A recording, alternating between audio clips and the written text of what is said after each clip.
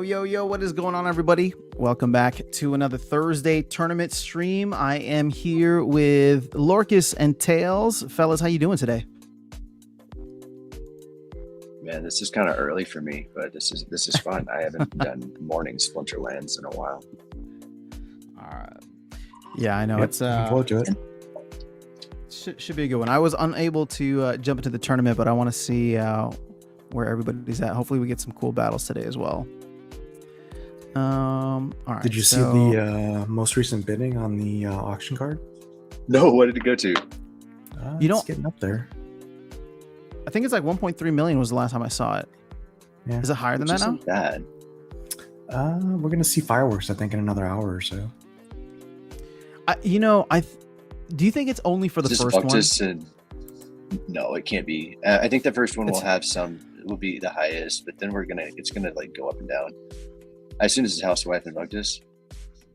No, actually, Vuctus hasn't bid, but I wonder if Vuctus is just waiting it out. Housewife is outbidding anybody that jumps in front of him. Housewife is saying he's taking this first one, so we'll see. Oh, really? Well, I mean, that's what that looks like to me.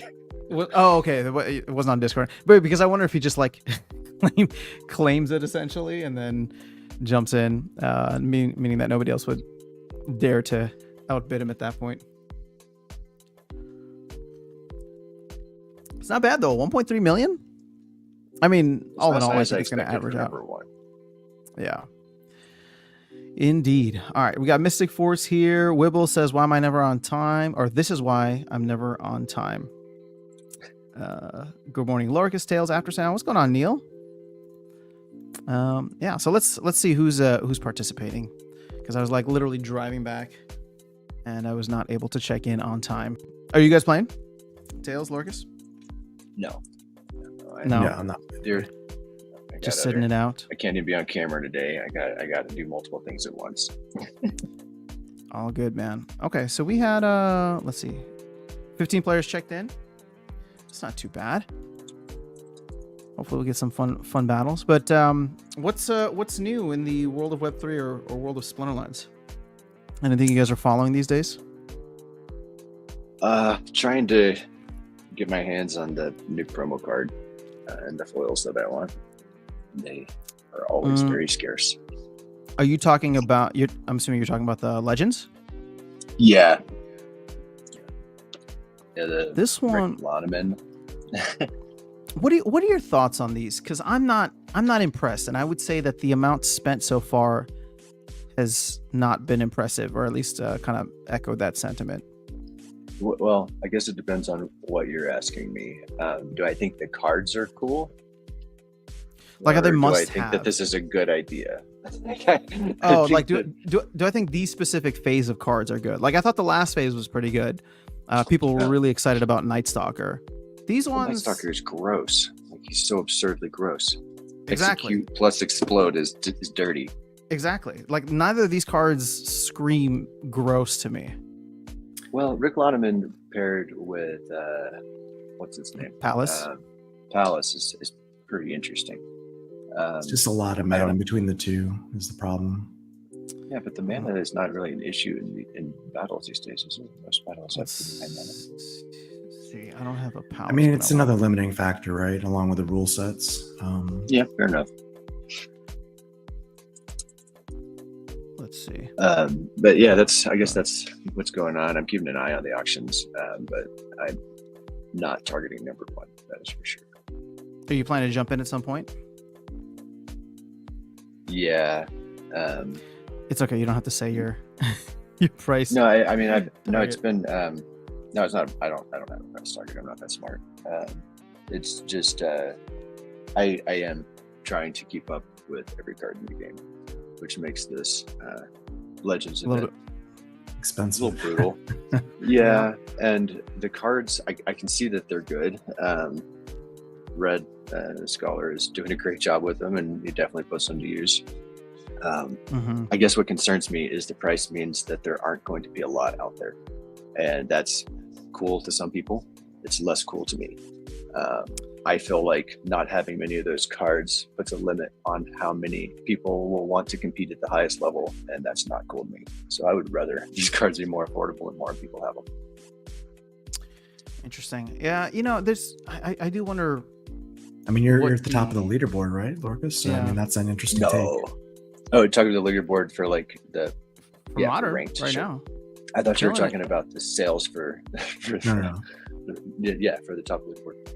Yeah, I think the cards are great. They are distinguishing between the top two players if you have them or don't have them, and that's a problem to me if we want this game to have mass appeal. I don't want there to be a few cards that are differentiating at the top. Yeah, and I think you're getting that with certainly Hallowees. I mean, if you don't get one of the 100 Hallowees, the odds of you being in the leaderboard moving forward are pretty much nil for modern. And that also affects tournaments as well. So it pretty much basically makes it a limited club. It's a very small group that could ever compete, which is, obviously probably good for that card's value in the long term. But if we talk about new player experience and someone coming in and say, oh, can I play this game competitively? Like if I were to go into parallel and, say, well, this card is only available to 100 people and that's all I can have it and that's all I can win these tournaments, then I'm like, well, I'm not going to play. So yeah. So that's it'd be nice. It's kind of interesting that you brought. Oh, sorry. Go ahead. Sorry, go ahead. Well, I guess go mine ahead. was. I think what's just a nomenclature thing that's been driving me nuts is the words "new player experience," and I think people use this two different ways very validly because these words are not very descriptive. It's basically which words you put the accent on. And I am interested in the new player experience. Yeah. And some people I think are focused on a new player experience, and I don't care about that. It's nice to have quality of life improvements. Well, what makes this game better for me is when new players come in. So when I say new player experience, it's how this game is for people that are experiencing the game for the first time. I don't know if that's what you meant, Tails. It sounds like it was, but I know that word or that phrase sometimes gets pushed around different ways. Yeah, I mean, I'm with you. I could care less about quality of life. I mean, that's kind of like just, standard fare. I mean, it's table stakes. You have to improve your game and fix bugs and stuff as you go. I mean, that shouldn't be the focus for your roadmap, right? Quality of life improvements of fixing a button. It's really about how do you bring new players into the ecosystem, onboard them, and get them to stay. So that's going to be the biggest thing. I mean, I know that there's going to be a focus on some free-to-play aspect, but the issue, as you guys were mentioning, is like, sure, a free-to-play player can come in, but they'll never have even like ghost card versions of those cards to compete at the higher levels. Well, they can in this tournament. So, it's like there's a part of me that feels like there should be like almost like a ghost card format. And I know that's going to rub a lot of people the wrong way. With no rewards. I think that's exactly it. Yeah, no rewards. It allows people to just play the game at the highest levels with every card available to them. And it's kind of just, I don't want to call it like I use JV League for a different thing. So this would just be like, I don't know, a place where you can find like your next scholar, right? Or people who are really good at the game. And it allows them to like test out a bunch of different things and strategies. And I even wouldn't mind there being a leaderboard that pays out at the end of the season, like in SPS. Like it doesn't have to be much. But if it's something where, people can come in and play 100% for free, maybe they buy a spell book, right? Maybe they buy a spell book or something like that. I guess the immediate thing is that would probably get botted to hell then, right? Yeah, even if the leaderboard prizes. Well, and then also I think you'd have to tie it to players in the game somehow. Like if you wanted someone to be able to play free in this and earn rewards, they would have to be, to me, you'd want to have this staked by somebody with SPS. Like you'd want to have them backed by somebody, so that you can't just have a million people that are all the same doing this. There has to be some differentiator, I think. We give another value to SPS for utility. Like if you sponsored or scholared someone on the free to play side, that would encourage social guilds and other things. You know. But how does somebody come in? Well, I guess they can come in and like chat on streams like this or in Discord or on Reddit and find people to sponsor them. Well, this is the new player experience that I wanted, is to have a way to chat in the game. True. That's a problem for new players. It doesn't mean much to existing players, but it's like, I don't know how somebody that finds this Borderlands website goes anywhere. It's a difficult one. It's gotten only more complex. The only way I think people will like buckle down and figure it out is if they're earning like tens of dollars a day, you know? Yes, that's absolutely true, because it's complicated. So, because we all did it, Or right? I think that's true. At least, I think Tails and I are of the same class, right? In 2021, it's just like the game was not nearly. It wasn't as complex, but it also like there weren't like these tool tips and resources and stuff. But we just figured it out because there was money to be made. So you go and do what you got to do. Well, I mean, one of the other things that we don't talk about as much, just to go back on one of the other issues, talking about the scarcity of the promo cards and Hallowees and stuff like that, is for new players that come in, like today, for example. And I know Chaos Legion is moving out, but you know, if they wanted cards like Izyar, right, for example, that's meta, and wanted to use that, and maybe they play in Wild in the future, you know, the ability for them to do that is limited because there's only so many Izyars that have been unlocked, similar to the promo cards, right? There's probably less Izyars than promo cards. So again, you have cards that, well, I guess it's good for scarcity and card value perspective for those who unlocked Izyar if more players come in. But you know, you've got that, it's kind of like, you know, chicken and egg thing, right? You know, how do you get new players coming in when, you know, the access to the cards they might need to win or compete in certain tournaments or certain leagues, you know, are not there. And Matt has gone the exact opposite of Aggie, where he said, you know, Aggie printed, you know, however many 60 some million cards or whatever for Chaos Legion, and Matt's like kind of done the knee-jerk reaction, done the exact opposite, and said, well, we're not going to print hardly any cards, so the availability of this stuff is going to be very, very small, which again is good for card values in the future, theoretically, assuming you can get players to come in and play the game. And you know, I think CA does super well, that may be okay, but it has to do super well. It has to do so well that it's not a big deal that there's only potentially 100 players that actually have all the cards.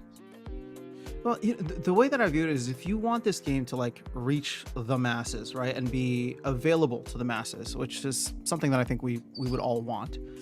Like the amount of cards, the cost to buy in and be competitive is incredibly high. Like most people wouldn't be able to do that. So I look at the current setup, right, with the modern and wild format. Like, to me, this should really be not even half the game, right? If anything, this should be like the upper echelon of like, if you want to earn and you want to do well and be competitive at the highest levels and earn the most rewards, then this is where you compete. But if you want to have that like 80% of players that come in, explore the game, want to get involved with this aspect, right, the play to earn, but they do, as we were talking about earlier, like a ghost card format where they come in and, you know, it's just open to everybody. Come check out the game, see how good you are. And if you are good, and if you're constantly winning, you know, every season and topping the leaderboard, again, with or without prizes, but if you're constantly there, that might inspire you to start A, building a collection, or B, like scholars for someone, or do a combination of both. Yeah, it's going to be interesting. And I agree 100% with that after sound. I mean, new game modes and new ways to play the game are going to be key. Yeah. The challenge that we have is where do those incentives come from? Because the SPS white papers already define the prize pools, and you know, we're giving stuff to soul keep, and you know stuff's getting routed here and there. It'll be interesting to see where hardcore game mode comes into play if they add that here soon, and what the incentive or reward for playing that is. Like they've talked about, you need to have multiple copies of cards and stuff like that, but you know, really understanding, I think, what is the incentive for people to play that mode? Like, what are the rewards or things you can get for doing that? And you know, basically having all these extra cards will be key. Because it's really hard for me to imagine how that doesn't suck. I would love to hear if you've got some ideas, but that sounds horrible to me. Hardcore mode?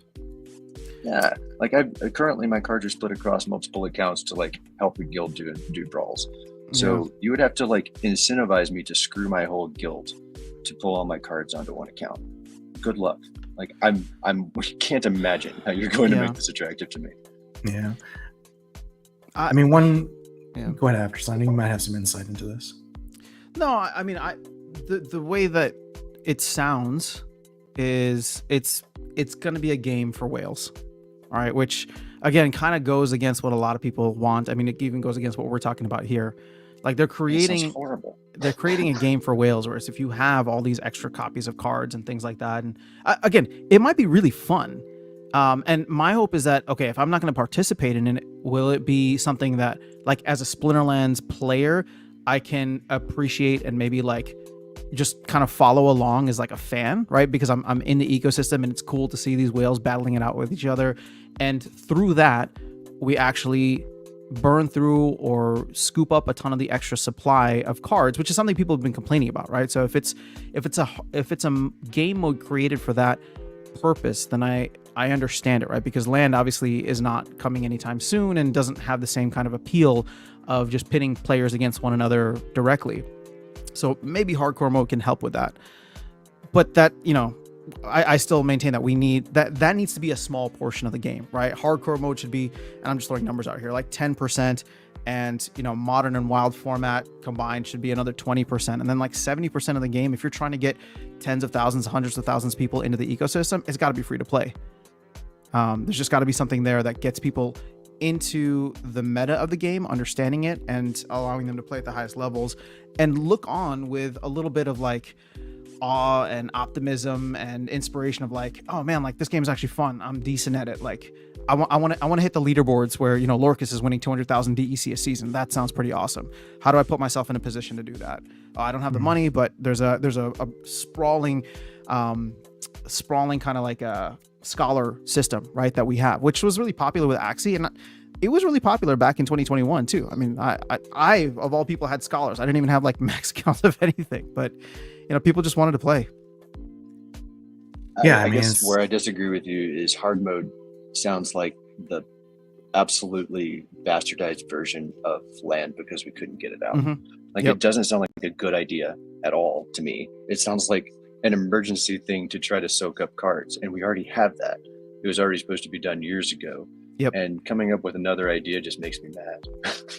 Well, it's definitely going to compete with land because people are going to have to make the decision if you're a whale to pull cards off of land or bring it into hardcore mode.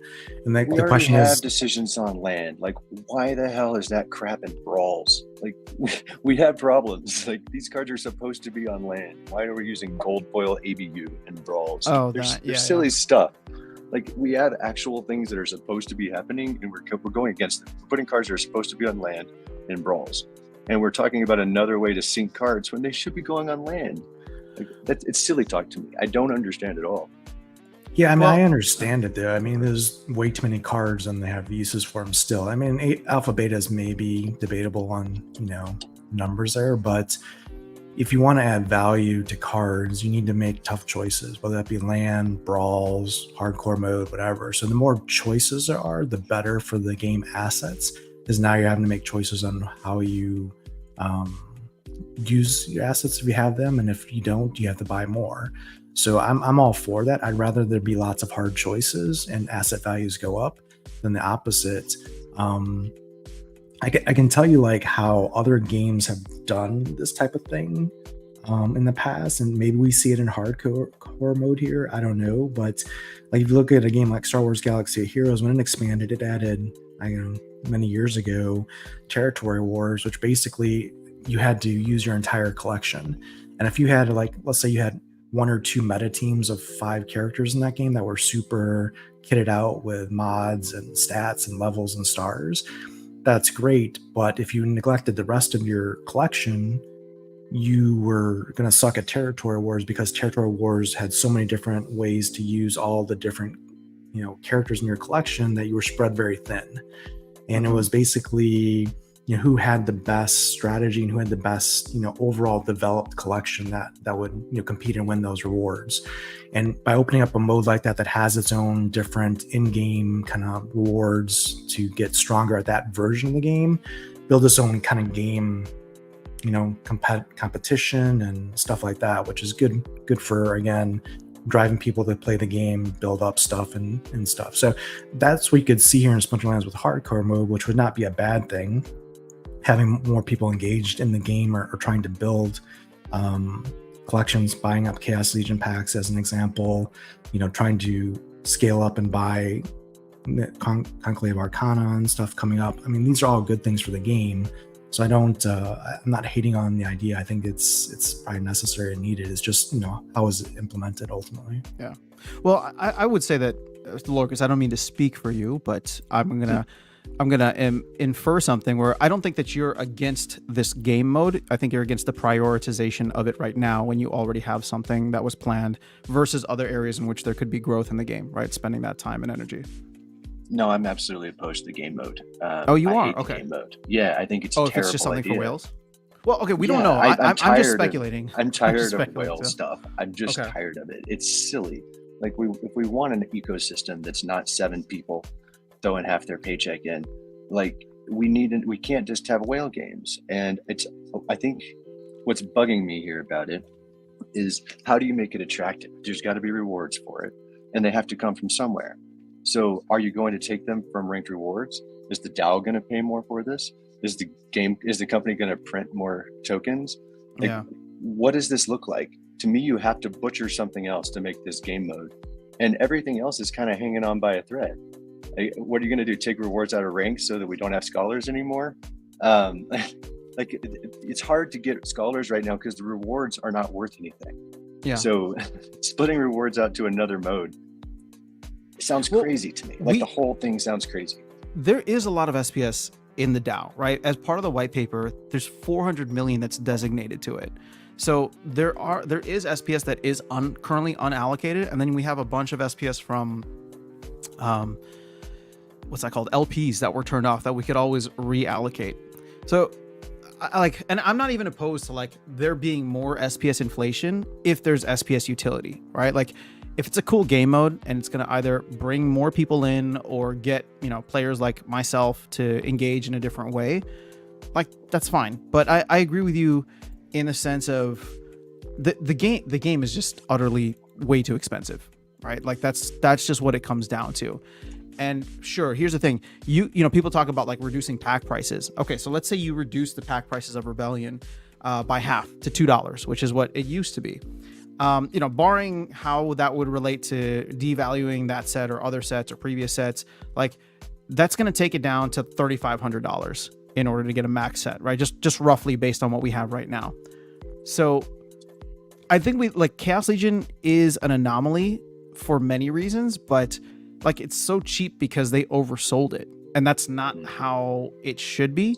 Like, Rebellion should be the better barometer now, meaning that, like, okay, if you want to reduce pack prices, I mean, hell, even throw it at $1, right? What's the math on that? 3,500 divided by 2 is like 1,700. Like, how many people are spending $1,700 every 18 months? Not including, promo cards, mini sets, things like that. Like, that's a lot for a game. I can tell you, if SPS was at 30 or 40 cents, people would, no doubt about it. Sure. And that's what we have to do, is we have to get the ecosystem in a better state, and that means burning and sinking and getting cards into a better state, DEC to a better state, SPS to a better state. So it's a tough road ahead, because you can get the incentives here to justify a set value of 7,000. The problem is the prices of the token and the rewards don't justify it right now. Yeah. Like, okay. Fair. If you told me that I'd have to put in 7,000 every year back in 2021 to earn what I was earning in 2021, I'd say, okay, sure, no problem, right? Yeah. Tell me it now when the token's gone down 90% or whatever, and I'm like, no. And that was my point in some of the comments of your videos talking about pack prices, is the pack prices are the same as they were in 2021, basically with Chaos Legion, but yet the token value is down 90% or whatever. So it's like, you can't continue to price at the previous level when the rewards were at X and now they're at Y, and hope to fix things and hope that magically values just increase, because you're putting continuous downward pressure on new players and you're continuing to shrink the player base. Like, if you look around us right now at the streamers, the content creators, and the personalities in Splinterlands, for every 10 we had in 2021, even 2022, 2023 even, there's probably one that's still standing. That's not good. Yeah, I mean, and we lost people. There's no denying that, right? No, you bring up a good that point. DEC burn event, I think, killed at least 2 people out of my guild. Yeah. That was so dirty. It just literally burned players. Yeah, it's not the best. I'm curious then, Kale. So like going down this line of thought, the focus then should never have really been on gameplay improvements. Like the team should be focusing on the tokenomics and trying to fix that, or the DAO to a certain extent, right? I mean, you can do both. You can do both, but yeah. What do you think of their tokenomic efforts so far? I mean, obviously the Not results enough. speak for themselves, but like not enough. I mean, yeah. they've done some things that are good. Like I said, we talk about the direction that the team has been heading is in the right direction. Like, you know, generally speaking, it's kind of northerly versus southerly, but the problem is the speed and the amount of change is not fast enough. You know, I've mentioned several times, I mean, you know, the focus should be getting sinks, burns, and ways to get things like cards, DEC, SPS into a better state to get those green candles to start the momentum shift. Now, maybe this crazy altcoin season, hopefully that we have coming up, just, you know, glosses over all these underlying challenges and just brings dumb money in here. I don't know, but I wouldn't bank on that happening. So what, you know, again, you can do, like I posted a video that talked about just basic ideas that would take very little development time that could move the needle in the right direction, yet these things aren't happening. So, you know, hopefully enough change happens and we can get to a better spot. But, you know, I mean, the team's got to make their decisions and their budgets and their priorities, and hopefully it's, at the end of the day, enough. Well, so, you know, I've kind of talked about this previously, but I haven't given any details just because I don't want to like I don't want to betray the trust. Like I said I had a conversation with PJ a while ago, and it was just through like DMs. But one of the things that he said, which I thought was interesting, and obviously I respect like his understanding of like ecosystem, was adjusting the tokenomics is actually easy. Now, he wasn't saying that in the sense of like, you know, it's like super easy and we could have and should have done it. Like it was more so, I think what he was trying to say was justifying like the focus on, all right, adjusting the tokenomics is actually doable and it's easy. But what we're trying to do is get all this new player experience stuff completed so that once we do that and have potentially new players coming in because they can make dollars or tens of dollars a day, we want to have the position ready, right? We want, or it's not position, but we want to have the ecosystem, the game experience in a better position. I mean, so I don't understand it. I mean, I guess, you know, it's all about, you know, time and resources and stuff, but if it's quote easy, and I think we would agree that these are levers that are pulled with not much development effort, why not just dedicate a resource to that and have him focused on the economy? That, I mean, that would have been Matt in the past, which he's now doing the CEO job, which he can't do that. But in either case, I mean, you know, should be a priority. It's not that long ago that Matt posted on Peak D, you know, his view of the game and the direction, and his basically, if I pull that up, I could show it to you and you put it on the screen, but it's basically his statement, I think it was a year and a half, maybe 2 years ago now, was we're not going to win on gameplay. Spawning Lands is not a AAA quality game. The strategic advantage we have within our brand and our game is the ecosystem, is the tokenomics, is the gamified DeFi aspect of the game. And that is not a strength right now. So if you don't have that and you don't have the gameplay, then what do you have? And I think, you know, we kind of got lost along the way to focus on the stuff that really is not going to move the needle. You know, I hope tooltips and quality of life and icons and stuff, you know, ultimately bring new players in, but I don't think it's likely to happen, to be honest with you. Yeah, you know, so Matt's obviously been very vocal about he thinks 2025 is going to mirror 2021, and you know, again, I don't think he's wrong. I think a lot of us are here because we inherently believe the same thing, even if we're somewhat more cautiously optimistic about it. But I guess if I'm looking at the time frame for them, like, and they have, like, you know, they stopped talking about time frames a while ago.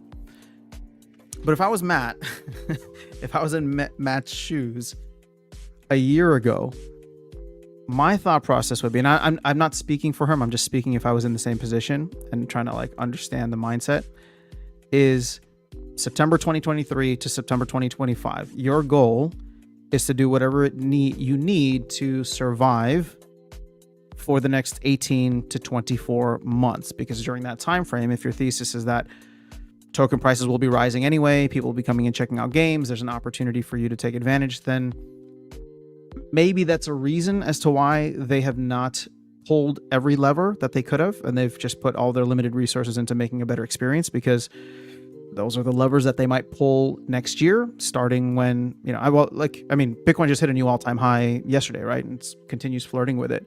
So if we are going to be in this bull run, I always used to say like, Splinterlands is going to miss it. Splinterlands is going to miss it. But I mean, technically we're right here at this point in time. And all we would need is for something that drives value immediately to SPS, which I think Conclave Arcana could be, maybe hardcore mode could be, maybe land could be, or at least a combination of all those.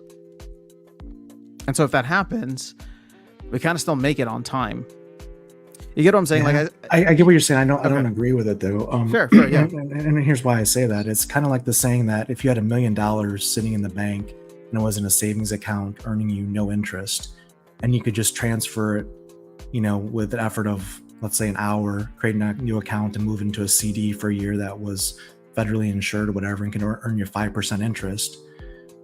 It'd be like someone saying, I'm not going to do that because I'd rather wait until the interest rate goes up to 6%. A year from now. It's like, no, you would do it yesterday and you get that 5% interest in the meantime, because it's a no-brainer thing to do. It's like the saying, well, I'm not going to fix tokenomics, I'm not going to improve the ecosystem's general outlook from a crypto or investment perspective because there's better things for me to do. There's not anything better to do, especially if the lift is not that hard. Well, and then we all just kind of agreed that tokenomics is where it needs to be. So I wasn't making the argument to say that that's my position. I was just trying to rationalize, if I had been in that role, like, where do you put your things? Because the truth is that they have tried to tweak tokenomics here and there, right? Like DECB and all these other ideas that they've kind of put forth, but none of it has like been nearly enough. Well, I mean, it's clear there's too much DEC, there's too much SPS, there's too much cards, or too many cards. So what do we have to do? We have to either sink it, or we have to burn some of it, or we have to utilize it in some other fashion to reduce the supply to get increased demand at the same time. So that's not rocket science. I mean, when you have an economy, as a game economy, you have to have someone focused on these aspects. If you've erred on one side and you've increased the supply way too much for the player base, and you're not getting new players in, you have to find ways to incentivize players that are still here to sink or burn those assets they have way too many of. That's, just common sense. And, there's definitely ways you can do that without printing more tokens, right? You can do that in game with skins. You can do it in game with rewards. You can do it, like I said, just like we talked about in that video that we did, you can just, not necessarily, just like adding value to SPS, staking. Like if you stake 100,000 SPS, you get an extra energy a day or something like that. Just very basic things that add utility really and value that encourages the behaviors that you want your players to do, to stake and lock up SPS, for an example, or, to burn cards, to get other cards. These are things that can help in the grand scheme of things and get the green candles and get the prices and the assets going in the right direction. I think, just printing more cards, even if they're lesser or scarcer cards, still adds more cards to the ecosystem and induces power creep. That is also not good in the game necessarily. So I don't know. We'll see. I mean, at the end of the day, there's things happening. So we'll, in addition to what's happening in the game, there's a lot of stuff happening outside the game recently. So we'll see where it takes us. I have been also concerned about the power creep, but I guess one interesting aspect of it is if Rebellion turns out to be the overpowered set, it potentially makes it more interesting for Arcana. I can't even say it. CA. And just call it California. Conclave Arcana. It's a tongue twister for me. California. I like it. I'll go with that. So I'm curious if that was the idea with this, what it seems to be pretty insane power creep with Rebellion, was because it was selling lower to make it powerful. I'm not sure I love that strategy, but I'm wondering if that was related. Well, sorry, go ahead, Tails. Well, I mean, we can see it in the promo cards, right? The promo cards that are overpowered, like Night Stalker, they sell a lot of. The cards like Mana Warden or whatever, that's, you know, not really thought out well for leveling, or it's just not very meta, don't sell well. I mean, it's, you know, so what are they going to do is, well, naturally they're just going to create crazy cards like Hallo and other cards that are just overpowered and try and sell those for lots of money. And is that good for the game? I mean, you could say it's, you know, just as bad as what they did with the Chaos Legion and printing a lot of Chaos Legion packs, because now all of a sudden, you know, pretty much, you know, yes, Hallowees can be stopped with a shield or a repair or whatever, but, you know, from a meta perspective, you're basically getting, for one Hallowees you put on the field, you're basically getting a 9 card team basically, and your opponent gets by default a 5 card team. So, you know, and that card that you get 4 extra basically is really OP. So it's really not even a factor of 2x that you're getting in value. You're getting a huge advantage. So what has to happen? Well, for them to balance that, now they're basically going to have to put in probably some kind of ability that has multi-attack to basically, you know, burn down Hallowees faster than normal, basically, right? So that's the next set of the power creep wars. Like to combat Hallowees, you're gonna have to put in something that basically gets 1 attack and has a chance to get an additional attack to basically kill her multiple times in 1 turn. So the arms race continues, because now when you have a card that can do multiple attacks, well, how do you then combat that? So, you know, it started with Grim Bardoon and went to Venka. You know, it's just going to make the game to a point where it's kind of ridiculous almost. But hopefully they can reel it in. I don't know. You know, we'll have to see what that does. Don't you just have to pick a peek at some point and be like, Heloise is the grossest card we had at an auction? There won't be a counter. I mean, it's maybe a little knee jerk. Like I said, I mean, there's ways to counter. We haven't seen it enough, right? We've only seen it in some ghost card tournaments and some challenges. Yeah. It's definitely powerful, but it's got, like I said, protect and repair and stuff can help. But the first multiplier you get by basically having essentially, you know, 5 of her on your team before anyone else can be attacked on your team is kind of crazy.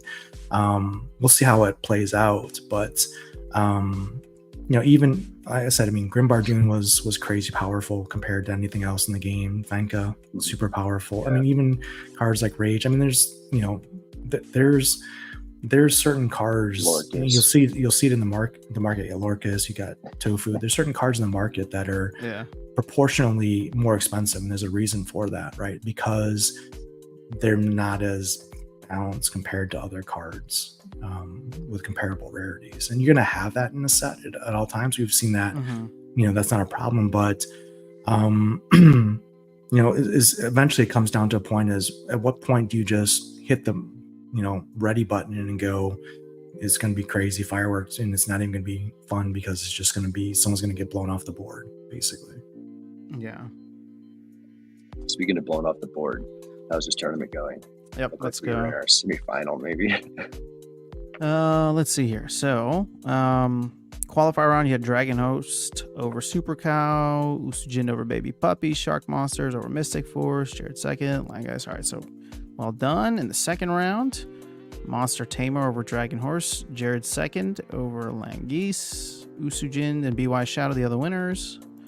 Here's our semifinals. Looks like they're still going between Monster Tamer and BJY Shadow, who I believe BJY is in the chat, right? Yeah, there he is. So Jared second is going to the finals. Who's Jared second in the chat? Is that Neil? Listening. Yeah. Huh? Yeah, that's Rukawa. That's my scholar. That's your scholar. Oh, awesome. All right. Good morning. Oh, he wants a shout out from you. Shout me out, Lorkus. What's up? I'm here to renew Tofu. Thank you for the delegation, Lorkus. That's awesome. Nice. Yeah, it's like going to the library every week. All right, so no smurfing. All right, you're gonna snag my Tofu. There's 2 available. Play to earn free cards. Keep me competitive. Bananas is here. It says, I was getting $100 a day from the game for a while during the SPS airdrop. I was renting out cards for quite a bit back then. Yeah, but you see, that time frame was awesome. It just like in hindsight, it was never going to be sustainable, right? And I worry that we're going to reach. I mean, not I worry. I mean, I hope that we get to a position like that, and this time I'm smart enough to not spend it on in-game assets or even anything in crypto and just take it out for a minute, wait for the market to cool. GG Mark, Shark Monster, GG's. All right, so tournament seemed buggy. My screen just went blank. I tried to view the last battle. Sorry, Bananas. I don't know. We can't control that. What's going on, Phoenix? Yeah, I was hearing the same. I think you had to submit 3 times for it to actually count as a valid battle. So I think everybody should submit early and try again if you have to. Oh, so it looks like you still submit. You just couldn't see the battles. I didn't have to see myself lose. Oh, that's always a good thing. That's why the skip button exists. Yeah, tournament is really buggy. All right, well, we can give some feedback to... We'll give some feedback to Royal Eagle because we've done this a couple weeks now and it seems like there's consistent issues. Yeah, it doesn't bode well for the new player experience if the tournament's not work. Well said. Maybe my horrible graphics. I need some better graphics for this tournament. Help me. So it's probably bogging down everything. Well, so what are you guys' thoughts on like the macro market now, or macro crypto market, I should say? I mean, Bitcoin's almost at 76K today, and Doge is, I think, knocking on 20 cents. I mean, it's wild. That is wild. Let's see here. Oh, we're over 76. Oh, this is new all-time high territory. Right? I don't know what the new... I know that we had crossed 76 barely, but... Let's see. I'm on Robinhood, and it says 76,457 is the recent all-time high. So, yeah, we probably just touched that. But, yeah, I mean, I don't know. I think there's the... Is there an FOMC meeting today? Something like that. It's this week, right? This week, yeah. I think they already confirmed they were cutting rates, right? Did I see that yesterday? I'm not sure. I was like trying to Google it and I couldn't find like the dates, but then everywhere on X, I kept hearing people talking about it, that it was happening this week and that 25 basis point was pretty much guaranteed, but we were going to see if they went up a little bit higher because the jobs report came back really bad. But that's what I had been assuming was 25. Yeah. By the way, I mean, obviously, election's done now. I think we're into the territory where Bitcoin's just going to do its thing. So, how does that impact Splinterlands? I mean, I know that's such a broad question, but there's a lot of people calling for 100K Bitcoin before the end of the year. If that happens, I don't want to be bullish. I don't want to be like stupidly bullish, but I also think if Bitcoin hits 100K, there's no way that SPS is below a penny, right? I hope so. Like, do you think that we can ride with the market? We've kind of been doing that. I don't know. I mean, we're already up. We're on the wrong chain. To me, it's hard for me to imagine that we're that connected to Bitcoin being on high. To me, we feel like an island. No, we absolutely are. I mean, but that sadly was settled a couple months back. We're not going anywhere for a bit, but for whatever reason, like, wouldn't people be buying more SPS than even if it's just to speculate at that point? Yeah, I think so. I mean, I think obviously, we have to look at the timing as Bitcoin surges. People will ride that to a point where, then they start to funnel it elsewhere, right? I mean, if it keeps surging, I mean, people might keep pumping into Bitcoin for the near term. Yeah, so I'm curious to get your answers on this, both of you. But like, when's the last time you bought SPS? I buy it every once in a while because I don't always have enough liquid to pay my scholar. Ah, okay. So you're buying regularly. What about you, Tails? I mean, I couldn't even tell you. It's been that long. It's been a while. Yeah. I mean, I earn SPS and I'm stacking SPS, but I don't buy it because I believe there's other things in crypto, like yourself, like Bitcoin and other things that are a better play for dry powder. I mean, I'm not financial advice or anything like that, but I mean, SPS is a Hail Mary kind of, it's like a penny stock when it comes to crypto. It literally is from a crypto perspective. So, the risks associated with that are significant. I mean, certainly there's returns. I just think the returns are, I'd rather get less risk and better returns elsewhere. Yeah, more guaranteed. Yeah, no. So the only reason I asked is because I was on a live stream. I think I live streamed yesterday, and I'm starting to see more messages now of people like, yeah, I topped up. I bought another 20K. I bought another 15K or whatever here and there, which is something that we haven't seen in a very long time. So I'm like trying to think back to the last time I bought, which was just a one-time thing after the ETH LP rewards ended.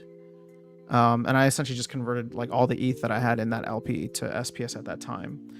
But it's a bit encouraging to see people starting to buy a bit more. And obviously we haven't seen the sell pressure since the significant sell pressure since the bots went offline. So hopefully that's a good thing. My target still is about, I think 1.2 cents. And my question for you, Lorkus, is, Are you buying energy with DEC right now? Is that something you would consider doing? No, buying with Glint. I'm sorry? Buying with Glint. Oh, buying with Glint. Okay. Yeah, the chest. So, well, the reason is so you're still making like above 30 SPS. So my calculation was, if you're making 30 plus SPS, and SPS is at I think whatever the value is right now, when we get to 1.2 SPS, I believe that 1.2 cent SPS, then all of a sudden the math becomes, buying a new energy covers the cost, right? With DEC covers the cost of, the amount that you would earn covers the cost for that energy. So you are going 50-50 at it, or if your win rate's better. And I don't know, I mean, you're probably not a gambler, but I know that there's other folks out there like, vet buy, or at least used to buy a ton of energy. And I think other folks would too, especially if they're competing for leaderboard spots. And they know that if they get the win, then that covers or offsets the cost of energy, 500 DEC. So 1.2, go ahead. Also, going to say, I think one thing you have to take into account with your math, that I don't know if you have what that 1.2 cents is, the glint that you're earning on those battles in addition to SPS is basically a refund, because that glint can also buy you energy. Can buy more.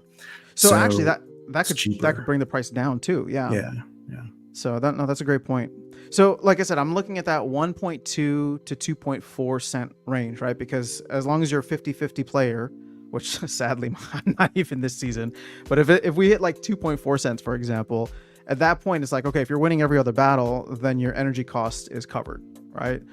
For both of those battles, and you're coming away actually ahead. Or something. Yeah. So you're coming away, as Tails rightly pointed out, you're coming away ahead because now you're even getting more glint, and so that glint can pay for even more energy. And it's just like, if you're just churning the system, you're earning more SPS. It's covering whatever, and then you take that glint extra and can use that glint to buy more energy. So the reason why I'm so fixated on that is because, I don't know, to me that's where folks who enjoy playing or buying energy and trying to min-max the system will start doing more battles and start burning significant more DEC. And if we do that, 2.4 cents is not that far considering where we're at. I know it's like tripling our market cap, but like our market cap is also super tiny, and we saw it triple last year with the launch of Rebellion and Land. Yeah. So obviously we've seen a healthy kind of situation for SPS now where it's up 2x from its all-time low. The market's just starting to pick up and take off and get into price discovery mode. Well, three takeaways are what's going to have to happen thereafter, and sorry to interrupt, but I mean, basically you're going to see, DEC burn increase. You're going to see battles increase. And you're going to the game is going to have to enforce the modern bot ban, because what that's going to do is encourage people to spin up bots and just have bots run in modern. Now, the crazy thing is if SPS price gets to a point where they can do that in wild. where bots Yeah. are allowed, what happens? Because the SPS money machine goes burr at that point. Now, obviously, more SPS isn't printed, right, at that point, but there's going to be like a little bit of a competition at that point, because the battles are going to increase and naturally the SPS earner is going to decrease. So it's going to be like, how fast does the SPS price go up and how does it equalize? But to your point, at some point, if the price keeps going up and there's upward pressure on it, you're going to see basically battles explode, DEC burning explode, and eventually, like I said, you're going to have to, in modern for sure, put checks and balances in for bot behavior there. But I mean, that would honestly be ideal. Again, this is why green candles make the world go round, because all of a sudden now you have tokenomics and ecosystem impacts that are pushing things in the right direction, where you're saying, okay, we're burning more DEC, right? The values are the way the economy is set up is actually working the way it is intended to encourage certain behaviors. Now you say, well, people are like, well, I need these cards now because I need to win more battles because my win rate's not high enough. Now the card values start going up, right? Inherently, the card values are already going up anyways because the token prices are going up. This is how SPS and Splinterlands ultimately succeeds, is they have these healthy token values because it makes everything else work. Yeah. And then all of a sudden you're not too worried about a $4 pack price or the $7,000, exactly thing to join. Yeah, no, I mean, I don't disagree with you on that at all. All right, let's jump back into the tournaments and see. Sorry, I don't have this in streamer mode right now, but maybe we can watch some battles here in the semifinals. If it decides to load. Let's refresh. There we go. Oh boy, what's going on here? Okay. I want to see Hallowe's here. Yeah, let's. Okay, let's see if we can find Hallowe's somewhere. I'd love to see another battle with her, but it seems like people didn't go that route. Monster Tamer didn't.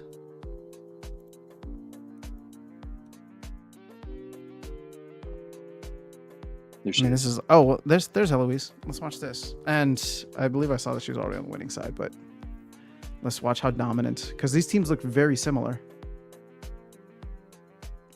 Although Heloise is a very differentiating factor. How many mana is she again? And Heloise. Yeah. 9 mana.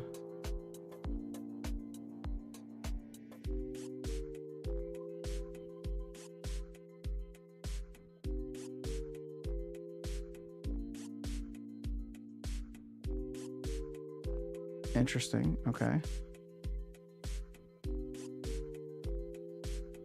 Oh, there goes Venka. Oh, I think, yeah, I mean. That counterattack just completely ruined Finka. Yeah. That it did.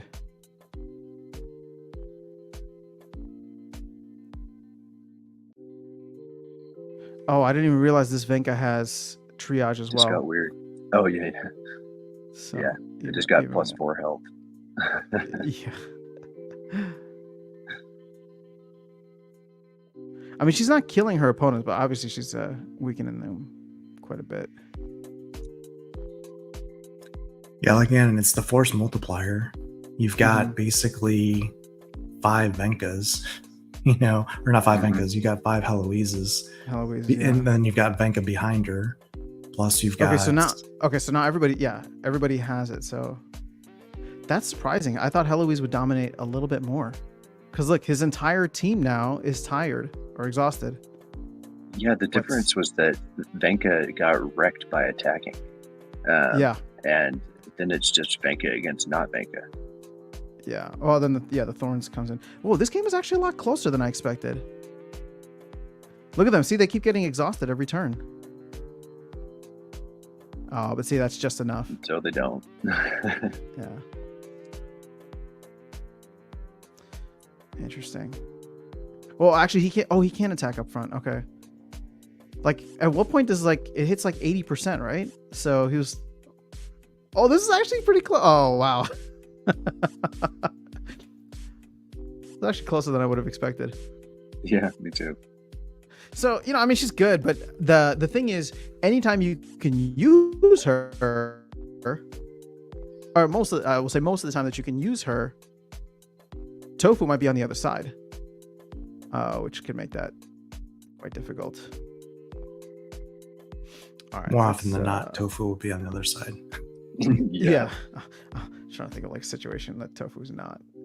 Let's go to settings. We'll turn on streamer mode. Minor leagues, or is that only for monsters? No. Oh, you mean like the Little League? Rule set. Yeah, Little League. That's the one. I think that Minor only leagues. affects monsters, but I haven't played in so long. All right, we'll do some analysis here on the championship between Monster Tamer and Jared Second. I really like this card, Arachne Weaver. It's a fun one. All right, well, you got Dragon on one side with Heloise, as well as I like Arachne Weaver and some others. What are we thinking here? Are we just automatically going with Heloise? At this point, so. Sure. Yeah, I haven't seen her lose yet, so. You know what? That's a great point. We have not, unless there was another Heloise on the other side. All right, so she's just gonna immediately. I think it looks like she's gonna get ambush. Yep. Wait, who else has ambush? Oh, whoops. Oh, does Venka usually come with ambush? Oh, No. Heloise did miss. Oof. Yeah. Venka did Dude, not. that combination. Huh? Venka did not miss. No, Venka did not. Dude, this combination is ugly. 15 mana with between Venka and that's gonna be difficult. They might not even kill her once. Need Tofu. That poison will good. I don't think they're even. Oh wow! Look at those misses. Okay, there you go. So now who's she gonna give exhausted to? Kai. It's the best option. Yeah.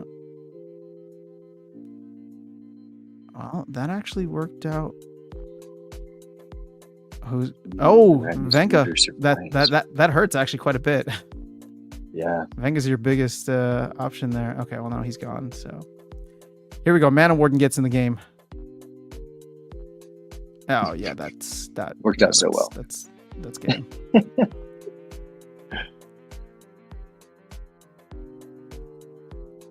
Jeez.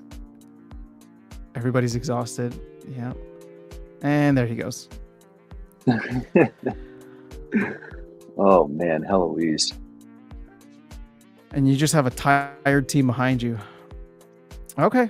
Well, Jared, So well done. I want to Living address up to the ranking that you have. Studion had a question in chat that's very interesting, and he's asking, how does Splinterlands compare to other Web3 games in terms of having a sustainable economy?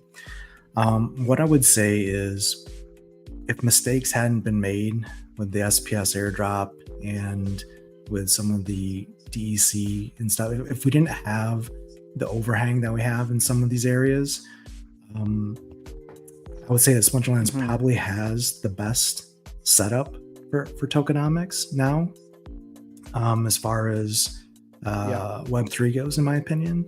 That's why I'm still here, because I believe that if things can get to a point where all of this works, this becomes a fantastic gamified DeFi project at the end of the day, right? Mm-hmm. That's why I continue to stress the need to get rid of these overhangs, add utility to SPS, get more staked SPS in place to take it off the liquid markets, and to get DEC burnt and sunk as quickly as possible to get the flywheel into effect, because that's when the magic of Splinterlands happens. So, I do a lot of research on other Web3 games, and the other Web3 games are just trying to get out of basically alphas and betas and get launched and get players. And they're focusing a lot of cases on onboarding and gameplay and not on tokenomics. In games like Off the Grid have issues with minting and they don't have a token, and there's a lot of questions there. Splinterlands, from being here, I don't know, 7 years now, maybe more. I'm not sure the exact dates these days, but they had the most mature ecosystem and the best chance of success, assuming you can fix the sins of the past and get those other supply issues corrected. So that would be my answer, Studio. No, that's a good way to look at it. I agree too, man. I mean, I think that there's a lot of potential here, which is why I've said multiple times, like, if they survive, if they can survive to the bull run, into the bull run, can have even moderate success, that gets Matt like the runway to continue building for the next 3 years. I think that, this long term, it'll be a good game. Short term, the potential for the flywheel to supercharge this the way that it did with Terra Luna is another thing too. But even if it's like long-term success, I don't know. I hold the cards. It's fun. If I ever get bored, I can just bot and come back every so often. All right. Like there's ways to like stay engaged with the game and economy over the long run. All right. So BJY says, no, I lose. Gee, thanks for the tournament. All right. So Edward Joel says, I agree with Tails.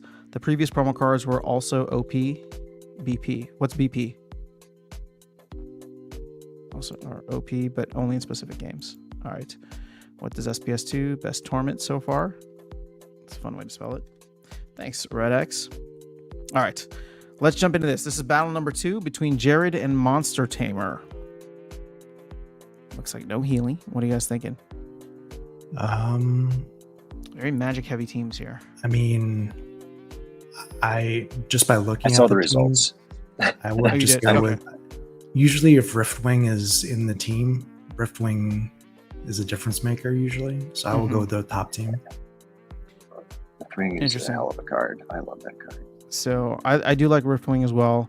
The only thing, just to play devil's advocate, and we'll have some fun. I'll take the other side because there is a what's that called? Amplify here, which I think could do some serious damage, considering the fact that he's not going to take much damage, if any at all, since they're all at 1. So I don't know. Let's see if that makes any kind of difference.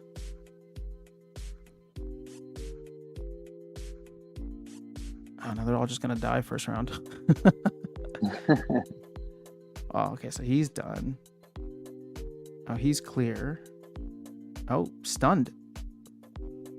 That makes a difference next turn. But no poison. Everybody's dying though. Yeah. Well, they're all poisoned already. Oh, but see, look, the bottom, he kept his what's his name in the game? Dr. Blight, which could offset Riftwing. Maybe. Oh, that redemption was clutch too. So Riftwing potentially would have been better off without the attack. In some ways, yeah. Well, the stun also applied for the bottom guy rather than the top guy, which is kind of huge as well. And bye-bye Riftwing. Yeah, bottom got lucky, but it makes for a good game. Sorry, I got lucky in terms of like some of the RNG there.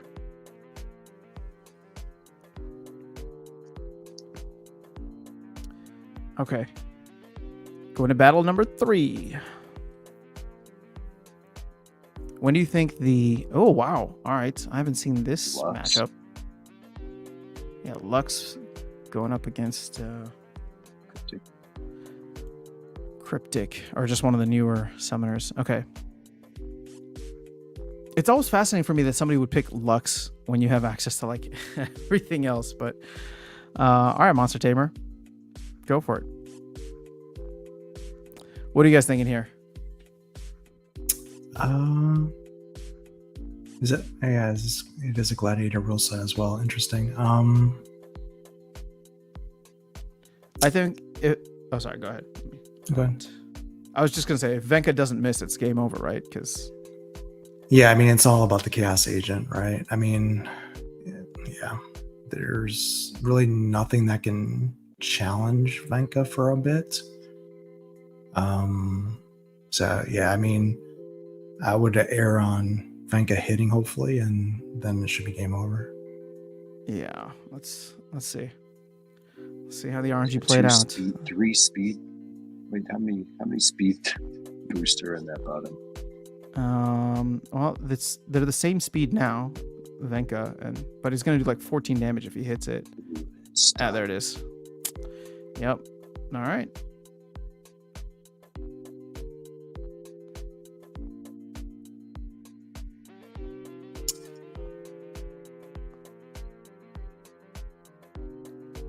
Oh, and he's gonna get another 14 on this. Yeah, Which isn't enough. Which isn't enough, but I mean, that's still a hell of a lot of damage. Like, there's not much. Because then he's going to... Oh, down to 2. Oh, it was enough. Yeah. yeah, Venka's just a beast. Oh, she's not even going to get a bloodlust on this. Oh, wait, no. Oh, no, she won't. Not that it would matter, but...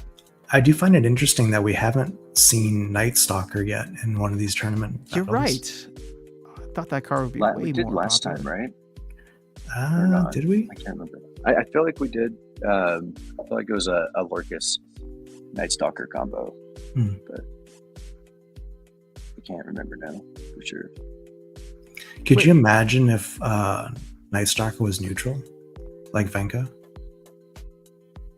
Oh my god! I mean, if it was a rare, still that would just be completely wrong, right? Yeah. That would be a lot. All right. Well done, Jared. Let's see here. So I think Jared is up 2-1. Ah, damn it. Come on, man. Streamer mode screwed me. Streamer mode, so good. Even with streamer mode. All right. EMP. Quality of life stuff. I See? haven't seen All EMP right. used that much. Well, EMP's on the winning side. We know that already. This is interesting. Oh, and we get Rick Lonemon combination on the other side. Ooh, I'm also a big fan of Drybone Barbarian. I think that card is grossly underrated. It is fantastic. I love using it in what's the word I'm looking for here? The like where there's no armor, just because he can do some serious damage. But what did he do with EMP? So he gave armor battering ram, whatever it's called, to this dude. That's pretty legit. It's a lot of attack. Yeah. Oh well, actually, it just got. Oh my goodness! Wow. 2 for 1. Yeah, that's. You know, I really like this card as well, though. Night Reaper is fun for me.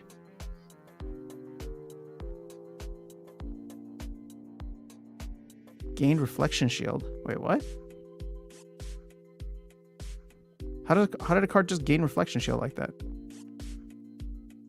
Which card? Well, it does in this rule set, right? This rule set has reflection shield. No, but I don't know. It just announced it as if it seemed like an Olivia type situation where, like, after the round ended, it said gain reflection shield. I don't know. I did see that, but I didn't process that was unusual. But you're right, that was. Interesting. Okay. But you're right. They all do get it. So, all right. Well, congratulations, Jared the second. Oh, I gotta turn off streamer mode, and then we can see the rankings here.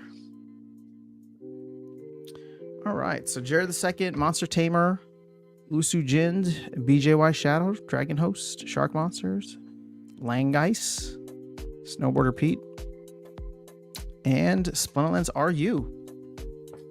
So Congratulations. Is it legit to pull the other delegations back? It's been a few hours short of a week. Are we okay with that? Is that something we're going to feel too offended?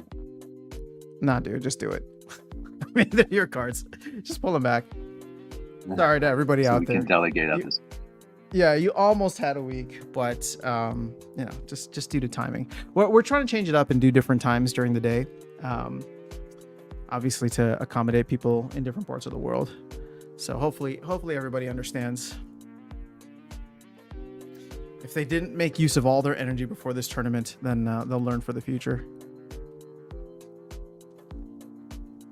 So do we have, has anyone said what cards they want?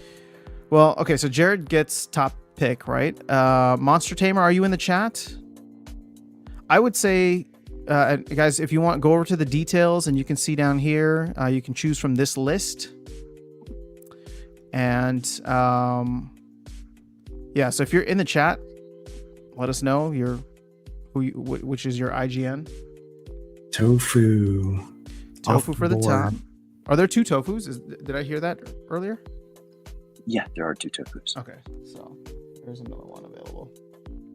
But Monsters Tamer, you're up next. Usujin, BJY Shadow, Dragon Host. Yeah, take a look at the thing. Let us know in the chat. Otherwise, I think Lorkus has every right to just send you something of his choosing. Yeah, I'll from just that send list. you whatever seems like the most valuable one. I'll just do that. Yeah, I don't know if it's in the tournament description, Lorkus, but you might want to mention that, for priority selection. Make sure you're in the stream to get your choices. Can do that. Yeah, that's a good point. Cool, man. All right, so let's go and check out the auction because that's going to be wrapping up in 46 minutes, and I guess nobody wants to outbid Housewife. When do you think this is going to take off? Are you guys good to hang out for a little bit? Yeah, I think Vuctus is going to come in, or I shouldn't say. I think there's definitely going to be some sniping here at the end. Mm-hmm. I would say number 1 will be one of the bigger ones. I would expect number 69 to go for more than the other ones. Yeah. We're juveniles here. I can see 1 being a top 1. I can see 99 being a top 1, 69 being a top 1. What other fun numbers are there? Non-gold 42 might. Yeah, 42 could be. Yeah, outside of that though, everything's just. Yeah. It would have been, I think, interesting if they would have had unique skins created for Heloise, where the mint number was somewhere on the card art front. Oh, like if she was wearing, she was wearing a jersey, or just even if it was just in the corner. Yeah, no, I agree. So because that would add a bragging right to the card that everyone could see when you played it. Like if you were getting smashed by the number 1 minted Heloise, and I think it was a missed opportunity, especially with their glamour system coming up, because it would, in theory, from a programming perspective, be 100 unique skins that you'd have to create, but it would just be a variation with a number in a box, right? Yeah, when you said that, though, all I could picture was Chibi Dinos. It's like Eloise Chibi Dinos. Haven't heard that name in a long time. PTSD just got hit. Oh my gosh. Chibi Dinos. Oh my gosh. I remember when they were parading that partnership around. I think, did Walking Keys buy a Chibi Dino? I think he did. I have one. Oh, you did? I was looking at them too for a certain period of time. I mean, that. I don't think I did anything with it, but I have one. It's like, I don't know. I never played the game, but I kind of watched when it came out, and I was like, that game is better than whatever GLS or GLG is. Like, it's just something fun that's interactive or whatever the case is. So, should have just brought them in as a partner. Is there anything that's less fun than GLS? I mean, I don't want to call out those games. Like, there's idle clickers, and then there's an active clicker. I don't know how to put it. Idle clickers to me are way more interesting. Oh, fair. They do offer something else rather than just trying to figure out what the. You don't even have to figure it out. You just have to see what the top percentage is and then go for it. Like Golem Overlord, that's a pretty good idle clicker, right? Yeah, I mean, he's done a good job of like building a very expansive world around it, which I I still play every day. I just haven't like followed, so I don't know like all the cool stuff. But are you deep into it? I don't know if deep's the right word, but I've been playing more. Conquests just are in alpha, which is kind of interesting. I'm freaking terrible at it, but that's where What are conquests? It's where you can battle golems against other people. It's an auto battler. Right now, everyone's playing with the same set of golems, but in a month, the packs are coming out. You can open them. And you'll have your own unique golems. Advisors just got added to the game. If you remember advisors, they were there for like pictures per quest, but they didn't do anything. Yeah. But now the abilities for conquest are active, so they those crates are being sold right now. How do they fix the tokenomics though? Like how do they fix the tokenomics? How do you get part or shard, which is being printed into Oblivion, to actually have value long term? Oh, I think their tokenomics is brilliant because there's almost no liquid of either of those tokens. You have to burn them to play. I think that is a really interesting tokenomics. It's infinite supply, but there's none liquid. Like there was literally like a massive boost to the token price of shard a few months ago because someone bought up all of the liquid, and then I did see that bumped the price in order to buy crates because there is nothing liquid. So the prices, to me, their tokenomics are brilliant. There's not just a giant amount sitting around. Do you have to do you burn shards for crate? Is that how it works? You burn shards for daily quests. For daily quests. So you burn shards every day, and you burn part for every day. So to play the game, you have to burn your tokens. Interesting. Okay. I think that's really, really smart. There's almost no liquid tokens. They have infinite supply, but there's no liquid. That is interesting. Okay. Well, I mean, yeah, because people are either burning them or spending them. You can't earn them if you can't earn them if you don't. You start taking penalties if you burn less than 80% of the part that you harvest each day. So you literally cannot play this game if you don't burn your tokens. Well, the thing is, the higher up you go, that 20% starts to become significant, right? The 20% that you don't need to burn, which is interesting because obviously those are the people that have the ability to extract at higher levels, but then you would need newer players or current players to actually go and be buying part in order to offset that, which I think some people do. I would say it's mostly the top 3 on the leaderboard that would have the capacity to sell, but they're also competing with each other. The top 3 are in different guilds and they don't want to fall behind each other. So there's a competitive nature to this as well. Yeah. So sure, cool. They could, but they would fall behind if they sold. So yeah, I mean, there's no denying that the tokenomics are unique compared to other things that we've seen. So I didn't realize that it was I knew it was more complex in terms of what the game could offer, but you got a good point there. Yeah, I haven't seen any other games that have an infinite token supply, but you have to burn to play. That's a really interesting concept that he's come up with. And recently he's added bridges to basically every chain and being able to, every major chain, and being able to play in a browser without having to actually use Hive on like the front end, which is that's actually pretty cool. I thought, I did think I read something about that. So yeah, he's been doing a bunch of development work basically to get off the island of Hive without actually getting off the island of Hive, which Splinterlands could learn several things from that. Yeah, it would have been interesting if Splinterlands should have just hired him. Splinterlands should have just hired him to develop a idle clicker for Splinterlands where you just have to burn any and all DEC or whatever it is that you get. I think still just hire him to integrate them and then use his bridges to make our bridges not suck because they're already better. Just please hire him. Well, at this point, he's building out something that's I don't think you've gotten quite a bit. Yeah, missed opportunity. And you guys playing Pixels? No, I never got into it. I had a lot of hope that Jarvie and the Peak Monsters team would put out something pretty cool, but I haven't heard anything about it. TerraCore, I remember that. Ooh, Colony's down. GLX is down. Well, what would you possibly buy them for? You wouldn't, man. I'm just getting it for free right now. Staking SPS. So I don't even know what I have.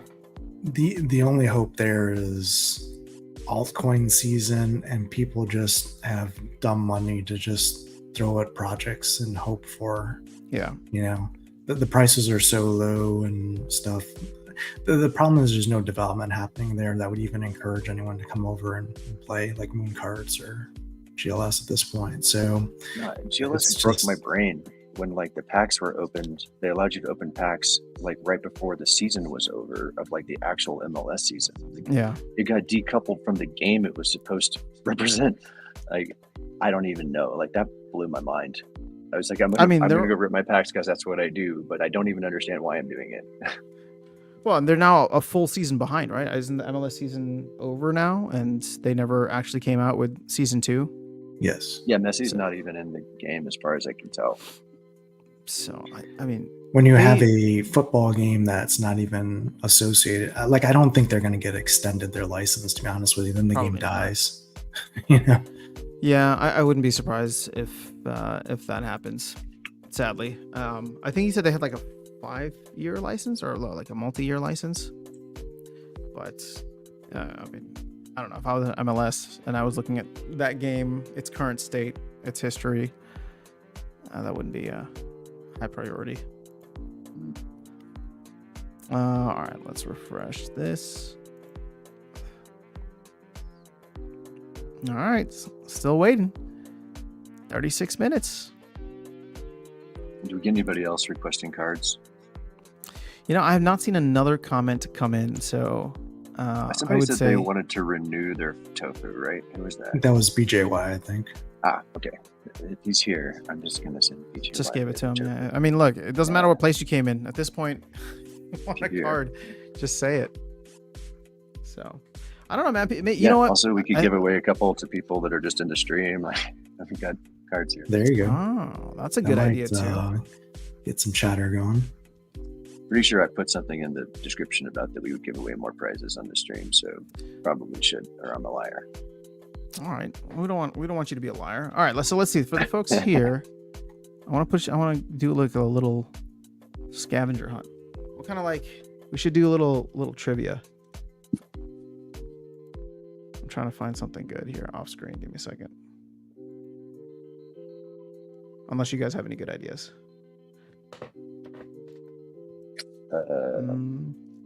We could see who guesses Price of Right rules for this auction. That could be fun if people are willing to stick around for a bit. You could ask, what's the real name of Captain Fellblade? Oh, well, there it is. Go. On your marks, get set, go. What's the real name of Captain Fellblade? Now I'm curious. How many do you have to give away, Lorkus, if we do something like this? I'm realizing that this wasn't the most brilliant plan because I'm now delegating out cards that have a cooldown on them. But I guess that's what happens. Oh, but in this set I have 29 cards, so we could theoretically give away quite. We could rotate them every week if you have like a pool. So yeah, try to figure out the right way to do it. But yeah, here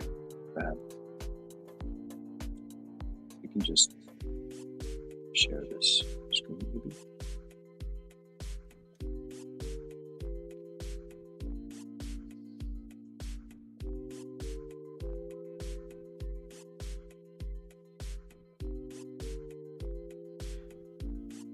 This is a good one, Tails. I don't even know what her name is. I can't believe no one said it. I'm like deep into the lore research right now. I can't find it. You wrote the songs. I mean, I know, but I'm just trying to see like how people would find it. They would have had to listen to the lore videos. There you go. Oh well, we'll give it a second. All right, so Red X is looking for it, so you should know. All right, hopefully they find it. So we can do one there, and then another one. I like the idea that you had, Lorkus, for where things and Price is Right rules. So after we finish this one, we'll ask people to give some guesses as to what the final bidding price will be. You can also do the ever standard spin a wheel. Yeah, that's an option too. I guess we do have some time, and people tend to enjoy death wheels. I shared the list in the screen there. After I don't know if that's helpful. That's what's. Where'd you share it? I'm presenting. Oh, there you go. Here's a list of cards, guys. So one of the other things that we can maybe chat about as a topic is the viability of Splinterlands as an esport. Because if you're seeing what's happening with Parallel, with it's funny, they're going to HyperX Arena in March for their $100,000 tournaments. That's hilarious. Yeah. And wow. Illuvium is talking about their, in that same time frame, probably in March, doing a big esport tournament with Auto Chess and TFT influencers and streamers. So all these projects are really doubling down on the esports side. And one of the things when I was thinking about this is, I think Splinterlands, the way it's set up right now, has too much RNG in it for it to really succeed as a viable esport. Yeah. Because yes, Parallel has RNG when it comes to, as far as what cards in your deck or you're drawing, and Illuvium with Gauntlet has RNG in the fact of kind of what your choices are at any given round for purchasing. But those are built into the game mechanics, whereas here you literally have an RNG seed number that decides the battle, and even if you put the best on paper team forward, you can just completely crap the bed. And it's not a skill game at that point. Over time, similar to poker, the skill will win out, as evidenced by scholars, but in a short format where there's just, like 10 battles or whatever, 20 battles, it's more like, Chris Moneymaker luck than anything else. So how do you fix for that without impacting the game? I mean, reducing or removing the RNG is not really an option. Yeah, I mean, that changes the game fundamentally. Well, if I were to create a video title or a clickbait title on this, I think the title would be, Splinterlands cannot be an esport. It's not engineered to be an esport, or not designed to be an esport. Ready? You would need an esport mode. You would need to create a different mode that was for esports that would remove that RNG aspect. Because I completely agree. You can't have short format competitive games with this big of an impact RNG. Well, because it's RNG throughout. Like literally every ability is RNG. Yeah, you'd have to change fundamentally the game and call it an esport mode. I don't think there's another way, unless you accept just to not do it. Still just. Yeah, I think that's realistic. Yeah, and by the way, Red got the answer, or not Red? Not Red. Neil. Neil, but he's also well Red done, Neil, as a scholar in the game. But yeah, we don't know what to call you now. Too many names. Jared, Neil, Red. Edward says skins can be exclusive for the first 3 auctions, and then just something exclusive. I mean, so to your point, I don't even look at it as a skin. Like, if they could do the same thing with Rooney, and I wouldn't even mind if they did it like 6 months from now, where they go back and they kind of like backdate the artwork for it and add it in, right? If people bought it, like you get that benefit. Like, you already know what your number is, right? If you go to the card ID, if they add it at a later time, if I own the card, that would be awesome. If I don't own the card, I don't really care. It's not like something like that bothers me, right?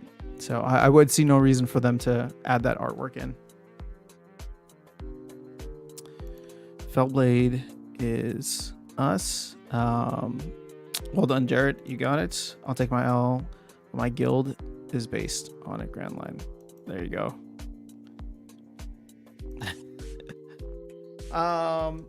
All right, so what card do you want? Jared is going to be number 2.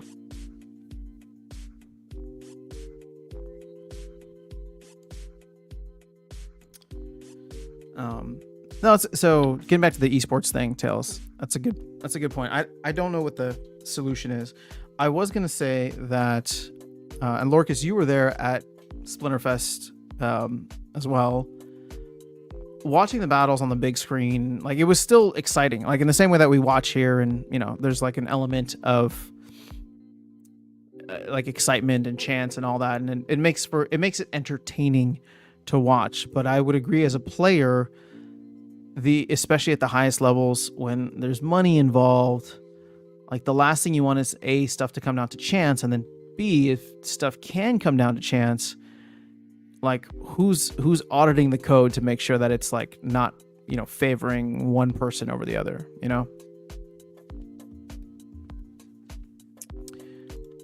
Neil, I believe Jared, I believe the options are on screen, as well as if you click on the tournament description, there's a list there. Vlogging says the current bid seems low. There's only 100 cards. Really? You think 1.3 million is low? Yeah. Especially if it has I don't know what, I'm assuming it's a 4% chance of turning gold. I don't know actually how they figured that out. No, this one's not gold. Yeah. So there's no chance of gold on these? There's no chance of gold on these. The way that they're doing it is every 20 is going to be the gold foil. So it's like you're guaranteed a gold foil, but you have to bid on it as a gold foil. So maybe, I don't know. Yeah. I have to think about it. So one, like, I think it's 20, 40, 60, 80, 100. What are the choices? Okay, so interesting to see a day without any bid. I mean, we've seen some significant bids here over the past 24 hours. All right, he wants Mantara. Good choice. Jared. I'm curious how people are feeling about Mantroth with Tofu. Is Mantroth really just played when green is not available? I mean, it's got shield, so it mitigates it a little bit, but how we seeing the meta shift with Tofu, Mantroth now? I haven't seen as many Mantroths as I used to, but I'm not even at the higher levels where I run into Tofu regularly. And usually whenever I do, it's very difficult for me to win. So I can't answer that, but just the insight of, like, I haven't seen as many Mantroths as I felt like I used to. So maybe people are just kind of forgetting about it now. It's not front of mind. It's still OP. Like, I mean, the blast with the armor strike, I mean, and the shield mitigates Tofu a little bit. So it's definitely very, very good still. And you can see it in its price. I mean, it's still, I want to say, like $50, so like a BCX or something like that. Yeah, no, that's not to take away from the value and how good the card is. My guess is, I'm kind of talking like the second order effect of, like, when I'm playing against someone, you can see their last 5 battles, but you don't know who they are, right? You know where their rating roughly is. But if Earth is available, they might not even look to see who I played recently. If Earth is available, they immediately just don't play Mantaroth, is what I'm trying to get at. Sure. Or they immediately, like, move away from it, because it's like, I might face Tofu, and therefore he's somewhat nerfed in that manner. All right, no updates on the highest bid, but we do have 24 minutes still.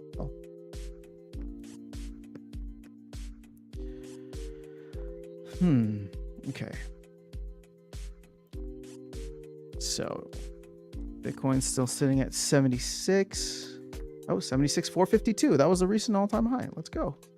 ETH is making a push too, which makes me feel like we could have an alt season around the corner sooner rather than later. Yeah, ETH was I saw last night hit a 7-day high, and was at a 7-day low just like 2 days ago. So it's on the move. Yeah. It's 28.68 right now. SPS just moved up to 0.0088. Gosh, getting back to a penny will feel so cathartic, with the hope that we never go back below that at some point. What are your thoughts? I put out a video on this recently, but I'm curious to get Tails, your thoughts, and Lorkus, you as well. Like for Mana Warden, that voucher promo card, because I was running the numbers, and it's just like we didn't even keep up with the inflation of vouchers over these 3 months, or so far we haven't over the past 2 months. Well, you And have to if- remember we also printed 2 million extra vouchers as part of that release, which really screwed that card up bad. Well, sure. So, but that's external. All I'm saying is that we needed to print 120,000 of them, priced at 30. I think in order to burn like the 3.6 million that we normally would have per 3 months, right? Because it should be a quarterly promo card. So we're not on track to do that as of now. We're not trending that way, and it doesn't seem like we're going to finish that way. Is it just a matter of like the card isn't good, or I think is it? we don't have that many people. I think I don't know how we get rid of that many cards. Like, I don't want to own I have 2 copies of it, I think, but I don't want more. And we don't have as many people as we used to because we priced them out or pushed them out for a variety of different reasons. So The level I on think the card, the yeah, it's abilities true. is Like, bad. yeah, great point. Yeah. Like, you don't have to max level it to get the most of the utility out of that card. I only have 1 BCX because that's all I needed. I mean, I felt like that new ability was all I wanted. So that's a great point. All right. Edward Joel says, people say there are only 100, but I think about it, they're max level, so effective. That's 440 BCX. That's a lot. More than most Hall of Legendaries. Hall of Legend. Is that true?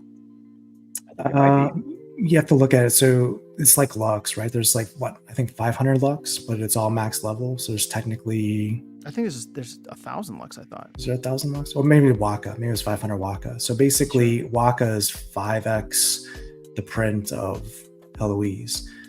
The difference, and Waka's selling for like $90 or something like that. So, but you have to look at it in such a fact is, Waka's, while it's a summoner, it's not really meta.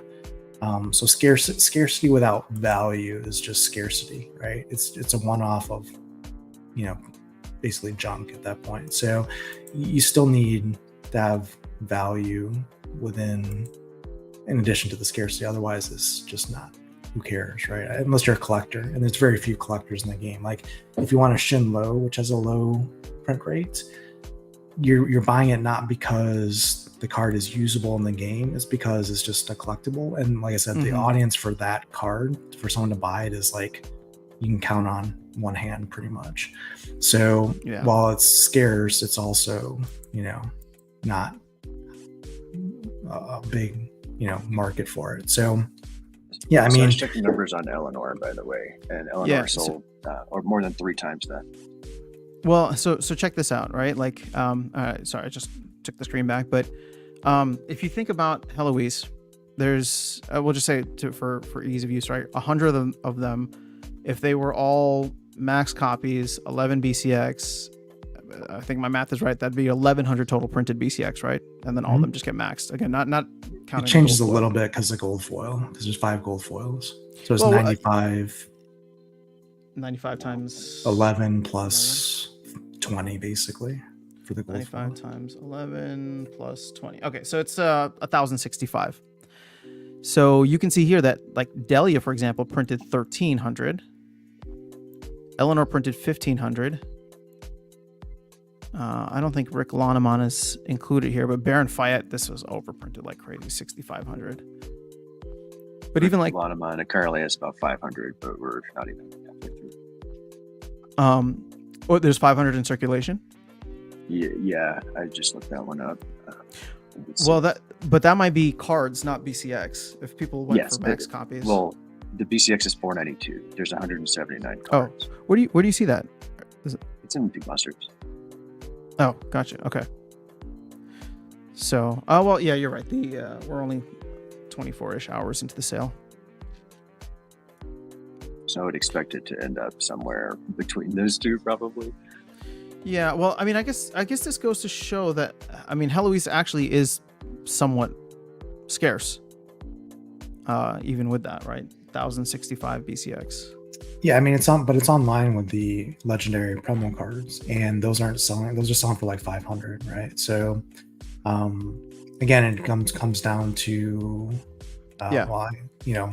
utility or meta-ness, right? As far as what cards you need to compete at the leaderboard, because the leaderboard is still giving out real money value, like 200,000 DEC for each league level.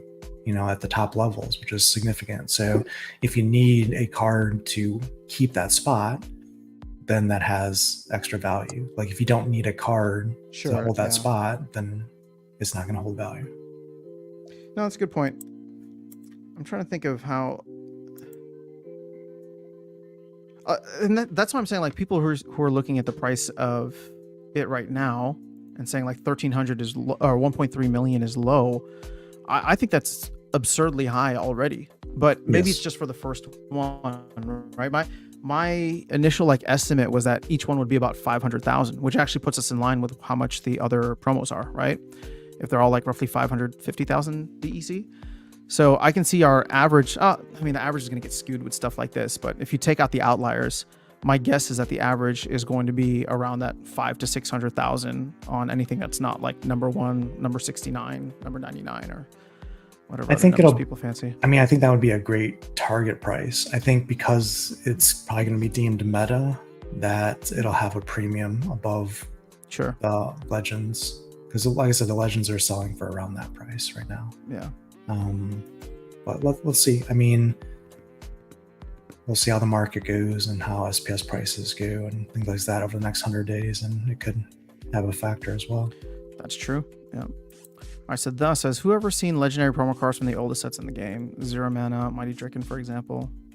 I only saw it in Vegas. I saw people using it at the Ghost Card tournament. Well, we've only been doing modern Ghost Card tournaments, and on top of that, like I haven't played Wild significantly in a bit. Plus, that card has like land utility, like major land utility. So I would imagine there's probably not many that are floating around in ranked battles. Respect the respect. I've never heard of your name before, but thanks for coming by. Hi, I apologize for my immodesty, but were there any giveaways on the stream? Or did I have to be on Twitch or somewhere else? We did some giveaways. We actually did one, a little bit of a 10. scavenger hunt. Sorry? But did they come in the top 10? Did you win? Did you participate in the tournament? Respect the respect? I would have imagined that they would have mentioned that. And this first promo card will certain have a beautiful ID, like for example on Wax numbers 1, 2. Is this a question mark about the tournament? So we've been running tournaments last week and this week. So top places usually get a delegation giveaway, which we're doing some right now. Oh, you know what? Now that we're at about 15 minutes, let's put in some. Are we good for one more giveaway, Lorkus? Yeah, let's do it. Okay, let's put in guesses for where the final bid will be. Can do Price is Right rules. You got 15 minutes. I mean, do it now. And my request for your entry to be eligible is put the final amount of DEC that you think, and you can round it to whatever you want or have it be whatever you want. And then put your IGN in that same message so we don't have to chase you down later. So put your guess and your IGN in the chat, and we'll come back. I'll scroll back up in about 15 minutes or less once we see hopefully some fireworks. I mean, you think people might have been scared off, or you think Vogt is going to come back and make a push? Yeah, I think somebody's going to go for it, and the question is which one's better at clicking and getting it on the Pi blockchain at the right second. Is there going to be a history here? Previous ones. Oh, past winners. Perfect. Okay. So in case we miss it, we can always come back. All right. So Edward Joel, 1.357. What are we at right now? 1.347. Oh, you think someone's just going to come in at the last second? Go 10,000 higher. All right. Fair enough. I'll be honest, guys. I never watched Price is Right. So what are Price is Right rules? Can you explain them for myself and for the audience in case? Yeah, if you go over, it doesn't count. Okay. So it's the lowest one, or lowest rounded up. It's the highest one that doesn't go over. That doesn't go over. Okay. So, all right, 1.5 million. Okay. Another 150,000 DEC is what Metaphorico is thinking. I like it. Any chance we hit anybody bold enough to say 2 million? I think the big ones are done. It's funny when Bulldog put that, one of the first few there at 300,000. I was on stream and like an idiot, I was just like, that's a lot. I don't think anybody else is going to bid until the final moments. But I guess people wanted to flex, so well played. Yeah, I mean, to me, there's two strategies at play here. Somebody is just making it very obvious that they're going to try to outbid you no matter what you bid. And then there's most likely someone that's going to snipe at the end. And then I'm curious how those strategies play out. That's always the fun part. Yeah. Well, I mean, Housewife, if you look at the bid history here, has like immediately outbid whoever has got on top, right? This is their third bid so far. 1, 2, 3. So, I mean, at this point, I think that's enough of an indication that if you're a whale, you're not going to try to outflex Housewife. You're just going to try to beat them on timing. Yeah, I mean, if you looked at Housewife's deck, like, don't try to outflex Housewife. Exactly. Yep. This could be fun, actually. I'm sure there'll be a lot of complaining and drama in Discord just for that. All right, Everjolis is expecting a last minute bid. All right, I predict a new all-time high for Bitcoin by the time that bidding closes. Good morning, Harris. All right, new all-time high for Bitcoin. Let's see, what are we at? I'm gonna refresh this on a different page. 76,500. Actually, you know what? You're on point. I mean, it's this is how you know you're in the bull run, because it just feels so easy. 76, almost 76,700 on Robinhood right now. 653 came down, but yeah, we're blowing past the all-time high here. Oh, MicroStrategy's up to 272 as well. Oh, and it hit 276. Oh man, I just generally, I'm feeling very bullish about like the next year with crypto, and maybe even the economy as a whole. I feel like there's going to be a lot of opportunity for similar previous bull runs to make that life-changing wealth. And the only thing that I feel like I need to remember closely this time is that the music will stop at some point. So start stocking away. Taking some profits is better than bag holding, even if it's not at the top. Yeah, you'll never time the top correctly. All right, so 1347. No one will snipe is my guess. All right, Jared. Well, you know what? You're 2 for 2 right now on this giveaways today.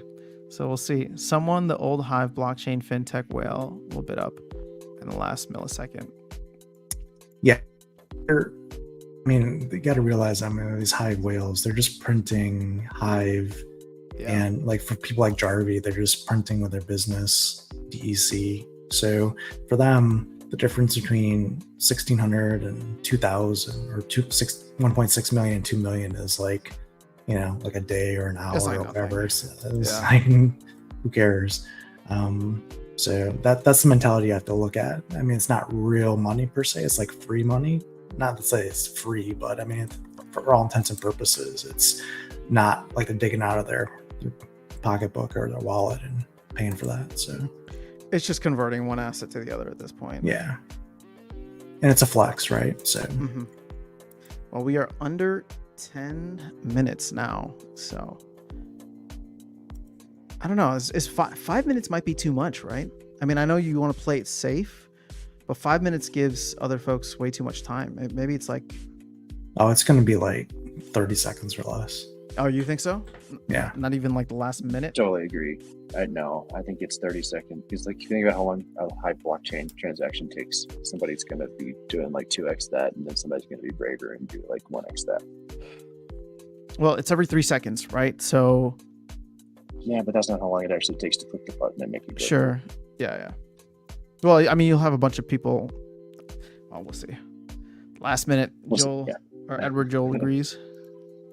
I think that's really interesting. They didn't add a time extender. So sometimes when you're trying to get the maximum bid, you have it extend by a certain period of time every time there's a bid. And this is a little more brutal just making it that block. Oh, whoops.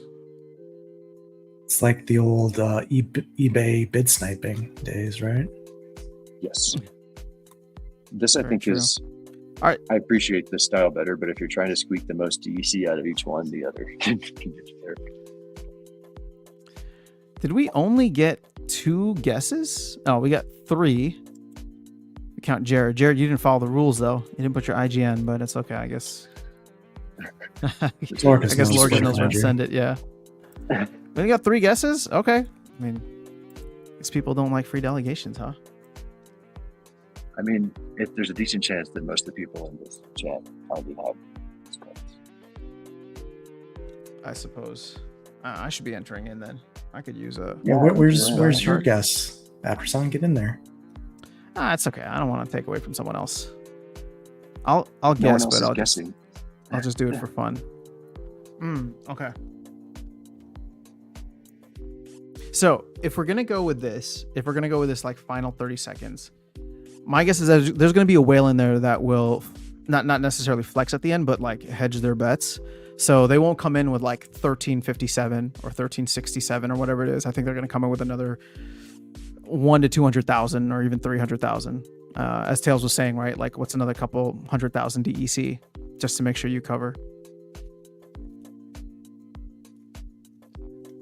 So I'll go with you know what? I'll go with the high bet right now. What is it? 1.5. I'll jump to 1.6. Let's see. Mainly, I just want more DEC locked up. Like 100,000 DEC is going to do much, but it is what it is. I think Not About Me must try to win. I don't know who that is. I haven't seen them bid. I think card numbers 8 and 88 will be valuable. As to some cultures, it is a lucky number. Well, I mean, I think people like there might be stuff that's not like publicly or socially like not popular, but like some people might just have a favorite number, right? And so you'll see maybe irrational bidding for like 34 for some reason. Walter Payton. But Isn't that Walter Payton's number? Oh, there you go. See? Bears history right there. Yep. Go Bears. Go Bears. Man, the last 2 weeks have been tough, Tails. Yeah. Like I could live with the lucky catch at the end, but last week was rough.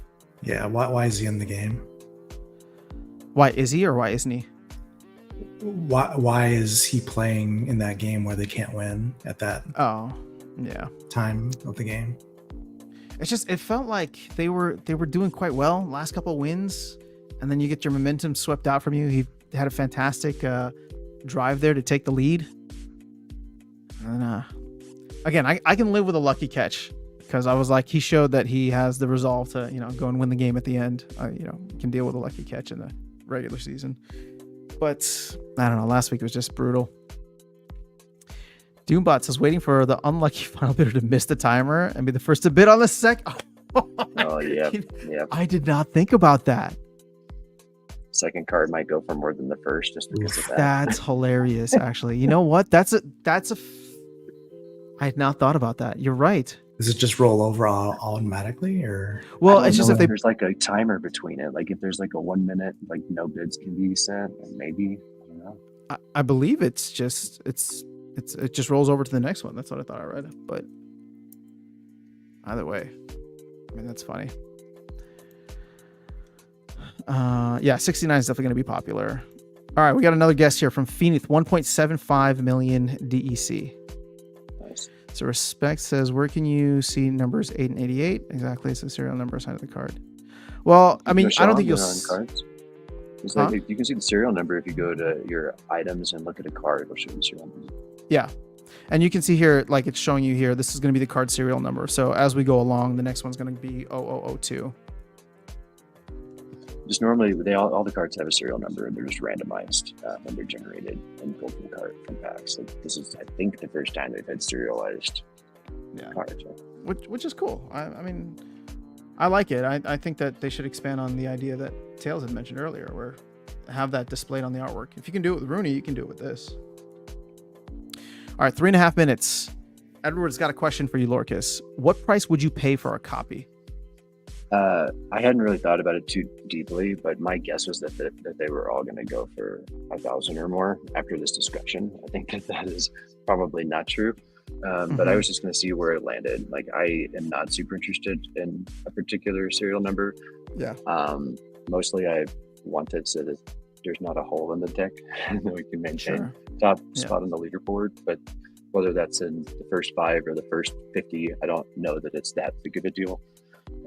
So I'm not sure, I guess is my question. I was prepared to get one. We'll see where it goes. Well, I mean, just knee-jerk reaction is like, at what point is it too high? Would you pay 1.5 million for one? If there was a chance for a gold foil, yes, but now that I know that is not the case, probably not. Yeah, you'll have to bid directly for that. Okay, so there's a ceiling there somewhere, which I think makes sense. I mean, like, these cards I think are going to be, people are going to overpay for them for whatever reason. So, and unlike Waka, well, sorry, I was going to say unlike Waka, they actually have value from the different serial numbers if people put a value on that. What do you mean when you think about it? Like, how times have changed as far as whales and Splinterland goes. The expectations are much different. Because remember, Waka at the time was like a $1,600 buy. Yeah. Right? And remember, not too long ago, a max level kitty was selling for $3,000. I think that's what Dwayne sold his to go to Splinterfest. I think he sold it for around $3,000. So those are what used to be, kind of like the prices for top tier cards. And now we're talking about, 1,500, 12,000. I don't know. Well, so it's definitely different times. Well, again, I mean, look at where SPS is. Yeah, it's also not a summoner. Yeah. Well, I mean, look at where SPS is, right? So if that, true. Oh, that's another good point. But if SPS goes up, I mean, even just a couple multiples, prices on stuff could start to get a little silly. All right, we are just over a minute. I guess I'm going to be obsessively pressing F5. Or does this automatically update, or I probably have to refresh, right? No idea. All right, let's refresh at a minute. Eris, whatever you do, don't look at Waka's price in the store. Oh wow, the site's going really slow right now. 1347. All right, let's do it again at we're under 45 seconds. I'm going to keep refreshing. So responding to Edward Joel over there on the side, I would be surprised if anybody allowed these to go for under 300,000. Somebody will take it at that price and resell or rent it. Yeah. That's a good point. Wow, I'm not seeing anything. We're at 23 seconds. I'm going to refresh again. Wow, this is going to be the most anticlimactic thing. Nobody wants to compete with Housewife. Is Red going to win his third card? They might. 1347. 10 seconds remaining. 1347. 4 seconds remaining. This is it. Oh my goodness. 2, 1. All right, I'll refresh one last time. And let's see if it immediately rolls over. Final bid. Auction ended. Finally. Wow. Nobody went for it. Okay, so Jared wins again. That was kind of lame. I'm surprised. Well done, Jared. You got it. I guess everybody's sleeping. But yeah, look, it immediately went to the next one. Maybe people heard us when we were talking about. No, here I want to be on the bid history. Ah, damn it! Not about me. I'll add 20K. Ah, damn it! Loving the move. 100,000 already. Get the hell out of here. Okay, well, there's your floor price for a top tier card. 1.3 million. Oh, it's cool. You can see the bid history here as well. I guess nobody wanted to go up against Housewife at that point. I'm even surprised Housewife didn't try to outbid themselves at the end. I was expecting that. Like, I expected even if it was Housewife, the bid would go up. Well, that escalated quickly. Loving the moo. Really pushing the envelope here. 450,000. And you know what I just realized? Like, I'm not refreshing and this thing is automatically updating. So that's kind of nice. Next time we won't keep hitting the refresh button. Which card if do you there's want? Next time. Huh? Which card do you want, Red? I'm guessing Venka. Oh, there we go. 600,000 for Miradorn, or from Miradorn. The Defiant. Fun stuff. All right, so does that change any thesis for you guys on this? A final price of 1.3 million? I mean, it's probably only gonna go down from here, right? So I think your range is somewhere between 600,000 DEC to 1.3 million for the next couple weeks. I wonder though. Okay, just to play devil's advocate, take the other side of this. I wonder if there will be a chance that it does go up in value. I mean, granted, I know you don't get the number 1 card, but like, let's say you sat this one out because you saw how aggressive Housewife was, and now you want the next one, right? Or A1, and therefore you might be a little bit more aggressive in like the bidding up of it, actually, that we might go over the 1.3 million. And people just sat out because they were scared that Housewife was going to take it no matter what.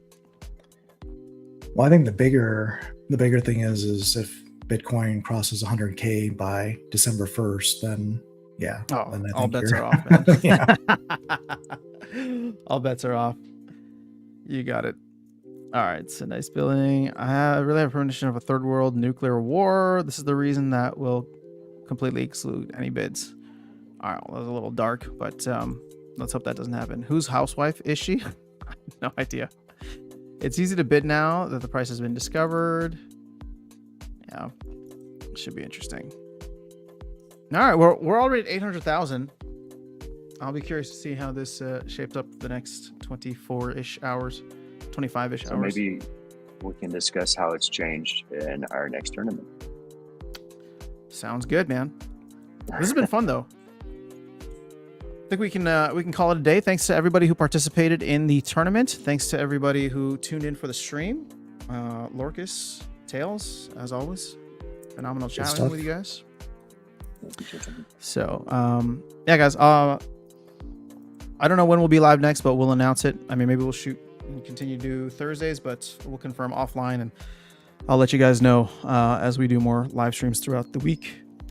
But any final thoughts, Tails? Any final thoughts, Lorkus? I'm just waiting for the next Bitcoin all-time high stream from Aftersound. Is it going to be this afternoon?